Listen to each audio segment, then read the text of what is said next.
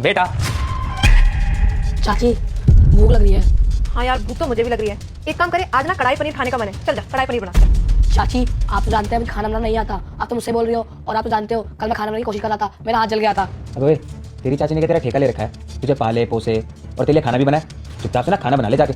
आकाश इसकी भी गलती नहीं है, बिन माँ का बेटा जो है तो खाना बनाना कहाँ से आता होगा। और ऊपर से इसके बाप ने सिर पे जो चढ़ा रखा है। सुन बेटा, भूख तुझे लगी है तो खाना तो तुझे ही बनाना पड़ेगा। और जब अपने लिए खाना बनाएगा ना तो खाना तो हमें भी खिलाना पड़ेगा, क्योंकि हम तो तेरे नौकर है नहीं। तो तेरे लिए बेहतर यही है चुपचाप से किचन में जा खाना बना। चाचू जो मेरे पापा पैसे भेजता है ना, आप उनसे कुछ ऑर्डर कर दो। कुछ ज्यादा जुबान नहीं चल रही तेरी। हाँ तुझे किसने बोल दिया तेरा बाप तेरे लिए पैसे भेजता है? कोई करोड़ रुपए नहीं भेजता, थोड़े से पैसे भेजता है, वो भी तेरी फीस में चले जाते हैं। खाया बड़ा इसका बाप इसको पैसे भेजता है। और हाँ तुझे एक बात और बता दूं, जो तेरी ख्वाहिश है ना अपने बाप के आगे कहियो, हम तेरी ख्वाहिशें पूरी नहीं करने वाले, समझ गया? और सुन, अगर भूख लग रही है ना तो चुपचाप जाके खाना बना ले, और अगर नहीं बनाना ना तो चुपचाप यहीं बैठा रहे, समझ गया? तुम्हारे भाई का फोन क्यों आ रहा है? सुन तेरे ना बाप का कॉल आ रहा है, और तूने अपने बाप को कुछ बताने की कोशिश की ना तो मुझसे बड़ा कोई नहीं होगा, ठीक है? हाँ भाई साहब नमस्ते। नमस्ते देविका। वैसे नैतिक कैसा है?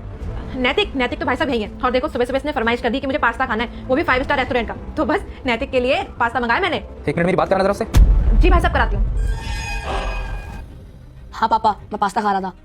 नैतिक बेटा तुम ठीक तो हो ना? तुम्हारे चाचा चाची तुम्हें ठीक से तो रख रहे हैं ना? हाँ पापा, चाची और चाचू मुझसे बहुत प्यार करते हैं, बहुत ख्याल रखते हैं मेरा। भाई साहब नैतिक के ना ट्यूशन का टाइम हो रहा है। हमने ना नैतिक का ट्यूशन ना घर पे ही लगवा लिया। अब 1 घंटे के 1,000 रुपए लेता है। अब आप तो जानते ही हो ना कि नैतिक को अच्छे से पढ़ाना है, तो हमारी नजरों के सामने पड़ेगा तो हमें अच्छा भी लगेगा, टीचर अच्छा पढ़ा रहा है कि नहीं पढ़ा रहा है। बाकी तो आप टेंशन मत लो भाई साहब, आप तो जानते ही हो महंगाई भी कितनी हो गई है ना आकाश? हाँ भैया, एक काम करना, आप जब फीस भेजोगे ना इसकी तो 50,000 रुपये और भेज देना। 50,000? इतनी महंगी फीस है? वो क्या है ना भाई साहब, अब इतने ज्यादा सब्जेक्ट है, अब सबके 1,000 रुपए लगाओगे तो इतने तो हो ही जाते हैं। अगर आपको सही नहीं लग रहा तो कोई बात नहीं, हम किसी नॉर्मल जगह पढ़ा देंगे। हाँ अरे नहीं, मेरे बेटे को ना तुम अच्छे ट्यूशन में ही भेजना, भले ही 50,000 रुपये लग जाए, मैं भेज दूंगा पैसे। और हाँ जब उसका ट्यूशन खत्म हो जाए ना तो मेरे से एक बार बात करा देना। ठीक है भाई साहब।